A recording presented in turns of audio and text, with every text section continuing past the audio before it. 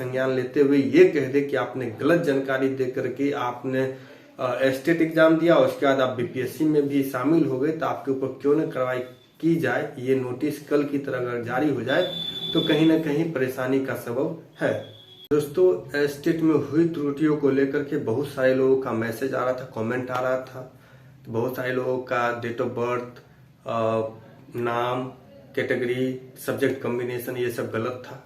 तो उसके रिगार्डिंग आप लोग को हम वीडियो बना करके पहले ही बताए थे और आज भी बता रहे हैं। जब नई वैकेंसी आ गई है, नई वैकेंसी कल नोटिस जारी हो गया, बीपीएससी ने जारी कर दिया, बता दिया। और इसमें साथ साथ आप समझ लीजिए कि जो सामान्य अध्यापक की भर्ती होगी वो अलग, और पिछड़ा वर्ग, अति पिछड़ा वर्ग स्कूल में भी अध्यापकों की भर्ती होगी, उसकी भी साथ में ही नोटिस जारी कर दिया गया। दोनों में साथ ही एग्जाम भी होगा।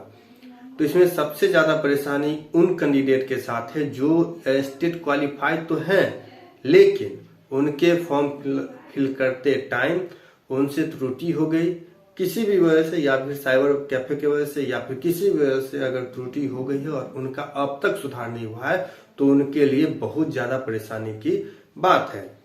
क्योंकि अगर आपका इस स्टेट में अगर त्रुटि है और अगर सुधार नहीं होता है समय रहते, तो आप समझ लीजिए कि आप एग्जाम तो दे लेंगे, डीबी के वक्त आपको जो है वहां से हटा दिया जाएगा, वहां से बाहर कर दिया जाएगा, ऐसा भी हो सकता है। और हम आपको पिछले वीडियो में बना करके बताए थे, कई सारे वीडियो हम बनाए थे स्टेट पे, आप लोग से बताए थे कि आप लोग जा करके बीएससीबी ऑफिस में, बिहार विद्यालय परीक्षा समिति के ऑफिस में आप जो है कम से कम वहां आवेदन दीजिए और वहां से रिसीविंग लीजिए कि मेरा ये गलती हो गई, इसको सुधार दिया जाए।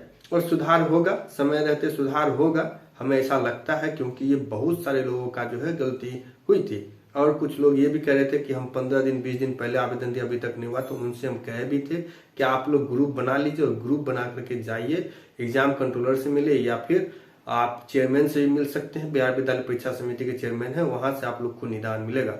और दोस्तों, हम ये भी आपसे बता रहे थे कि वैकेंसी बहुत जल्द आएगी, जैसा कि सरकार के माध्यम से भी जो खबर आ रही थी, मीडिया में भी जो खबर आ रही थी कि सरकार की तैयारी पुरजोर तरीके से चल रही है। बहुत जल्द जो है दूसरी फेज की वैकेंसी आएगी और वो वैकेंसी कल आ भी गई।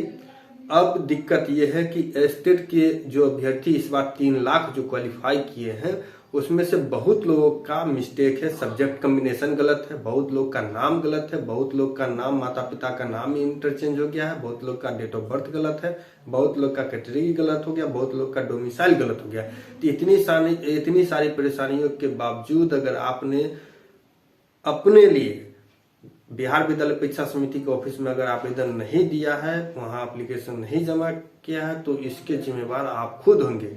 क्योंकि आप कल देखे होंगे कि बीपीएससी ने एक नोटिस जारी करके उन सभी फर्जी अभ्यर्थियों से जो है जवाब मांगा है, नहीं तो उनके ऊपर कानूनी कार्रवाई भी कर सकता है विभाग, ये बीपीएससी, और उस पे एग्जाम में शामिल होने पे भी बैन लगाया जा सकता है।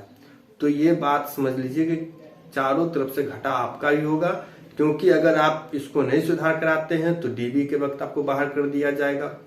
और कहीं अगर बीपीएससी इसी पे अगर संज्ञान लेते हुए ये कह दे कि आपने गलत जानकारी दे करके आपने स्टेट एग्जाम दिया, उसके बाद आप बीपीएससी में भी शामिल हो गए, तो आपके ऊपर क्यों न कार्रवाई की जाए। ये नोटिस कल की तरह अगर जारी हो जाए तो कहीं ना कहीं परेशानी का सबब है।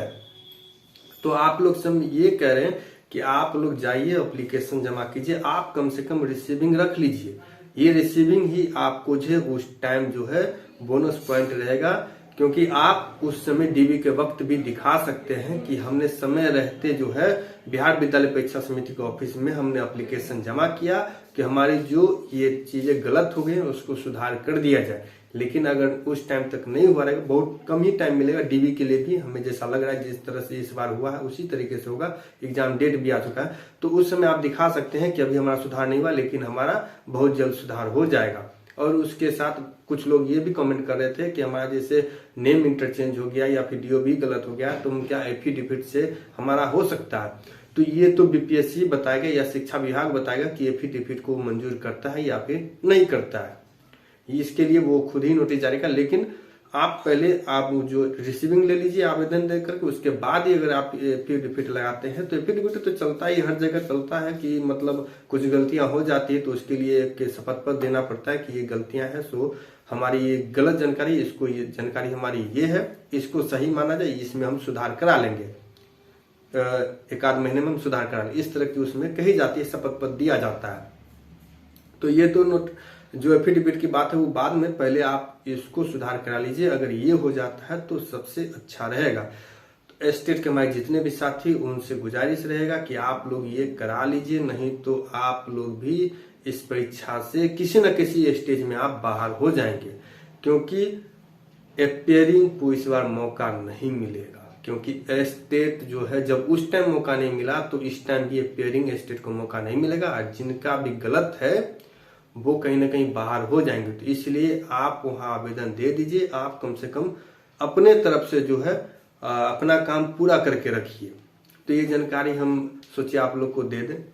तो ये वीडियो आपको कैसा लगा आप हमें जरूर बताइएगा, और वीडियो पसंद आए तो लाइक कर दीजिए, और चैनल पर नए हैं तो सब्सक्राइब कर लीजिएगा। Thank you.